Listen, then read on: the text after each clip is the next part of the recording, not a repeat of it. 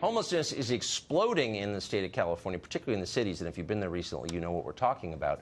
According to HUD here in Washington, 114,000 homeless people reside in that state. That's a quarter of the national total. Bill Wells is the mayor of El Cajon, California, near San Diego. He said that rather than fighting homelessness, lawmakers in his state are actively promoting homelessness. While panhandling in 10 cities enjoy legal protection, he says the homeless have learned they can commit petty crimes with impunity, which is shocking to hear. Mayor Wells joins us tonight. Mr. Mayor, thanks for coming on. Thanks for having me, Tucker. It sounds so perverse it's hard to believe. The state of California, you say, is encouraging homelessness. How? Well, there's been a legislative philosophy that's really encouraging normalizing homelessness. And we've seen several laws that have come by. AB 109 reclassified 70 crimes from serious to non-serious. And the result of that was about 8,000 people were released from the prisons, and 1,000 of those people ended up on the streets. We know that about 10% of all homeless populations are former prisoners. And that's just one of the many laws. 10% of all homeless in the state of California are recently released prisoners?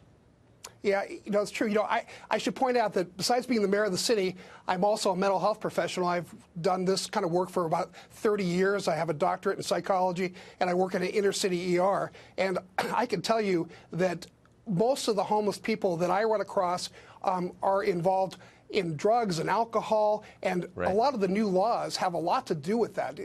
For example, Proposition 47 reclassified many of the felonies, and Senate Bill 180 made it very difficult to send people back to prison who are involved in drugs and alcohol.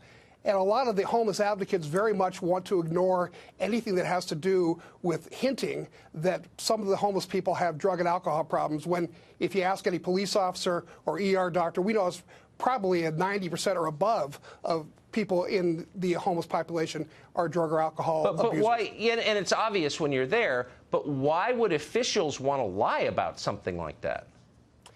Well, I think that homeless advocates really are trying to protect the system in which they give away money through various programs, and they feel that if people feel that the people that are getting these benefits are drug addicts or alcoholics, they'll somehow not qualify for these programs. But what about the people who aren't homeless, but who aren't rich, and just you live in a neighborhood, you're excited to buy the house, and all of a sudden you got a lot of people living on your street? What does it do to their quality of life? Well, it's been terrible for the people of my city.